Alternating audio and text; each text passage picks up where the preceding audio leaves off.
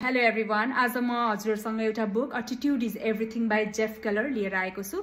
यो बुक चाहिँ वास्तवमै साँच्चै नै एउटा सेल्फ इम्प्रुभमेन्टको लागि चाहिँ महत्त्वपूर्ण भूमिका खेल्छ जस्तो लाग्छ मलाई। यो बुकले चाहिँ हाम्रो सोच्ने क्षमता अथवा the way we use to think earlier may be somehow different हुन सक्छ जस्तो लाग्यो मलाई चाहिँ यो बुक पढेपछि चाहिँ।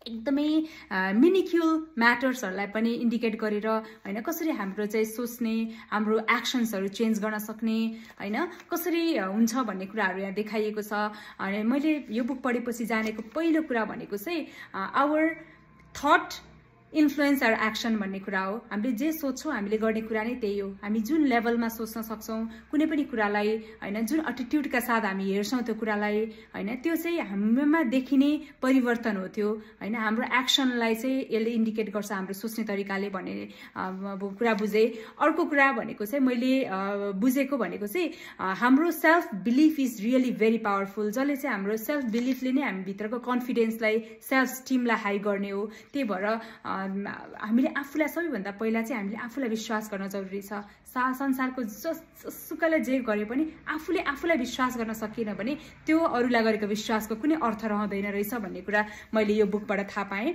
अर्को कुरा भनेको चाहिँ तपाईँले कुनै पनि सिचुएसनलाई तपाईँको हातमा कन्ट्रोल गर्न सक्नुहुन्न। तपाईँले जस्तो सुकै समस्या आइपरोस्, हैन सर्कमस्टेन्सेस जस्तो होला, सिचुएसन जस्तो होला, हैन इन्भाइरोमेन्ट जस्तो होला, तपाईँले आफूले चेन्ज गर्न सक्ने भनेको तपाईँ आफूलाई मात्रै हो। त्यही भएर हरेक सिचुएसनलाई चाहिँ तपाईँले आफ्नो हातमा लिए, हरेक सिचुएसन भन्दा पनि तपाईँको आफ्नोले चाहिँ आफूलाई कन्ट्रोल चाहिँ गर्न सक्नुहुन्छ। त्यसैले हामीलाई लाग्छ हाम्रो हातमा छैन जस्तो लाग्छ, तर only we can control our सेल्फ, only we can respond ourself. आफूलाई रिस्पोन्ड गर्न, आफूलाई कन्ट्रोल गर्न चाहिँ हाम्रो हातमै छ भन्ने कुरा एउटा अर्को कुरा हो। भने अर्को कुरा मैले यहाँबाट बुझेको भनेको चाहिँ तपाईँको थटले नै पोजिटिभ इन्फ्लुएन्स अथवा पोजिटिभ एटिट्युडको निर्धारण गर्ने हो। तपाईँले कस्तो सोच्नुहुन्छ, पोजिटिभ सोच्नुहुन्छ भने definitely you will be positive. If you are not positive, if you think negative भनेको नो आई क्यान डु भन्ने लाग्छ तपाईँलाई भने डेफिनेटली यु क्यान्ट है। तपाईँले गर्न सक्छु यो कुरा भन्नुहुन्छ भने तपाईँले सक्नुहुन्छ।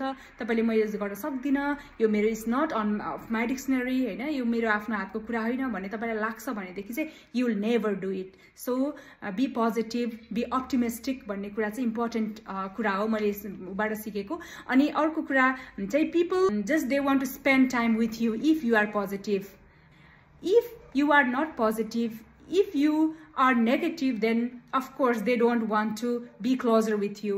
त्यसैले चाहिँ पोजिटिभ रहने बानी चाहिँ को विकास गरौँ बिस्तारै। एकैचोटि हामी चेन्ज आफूलाई सबै चेन्ज गर्न नसकौँला, तर एक स्टेप गरेर आफूलाई चेन्ज गरौँ र आफूलाई चाहिँ आफूभित्रबाट एउटा शान्तिको विकास गरौँ जसले चाहिँ हामीलाई साँच्चै नै ह्याप्पिनेस दिन्छ भन्ने चाहिँ मैले यो बुकबाट पढेको कुरा म हजुरलाई सेयर गरेँ। Thank you so much for your patience.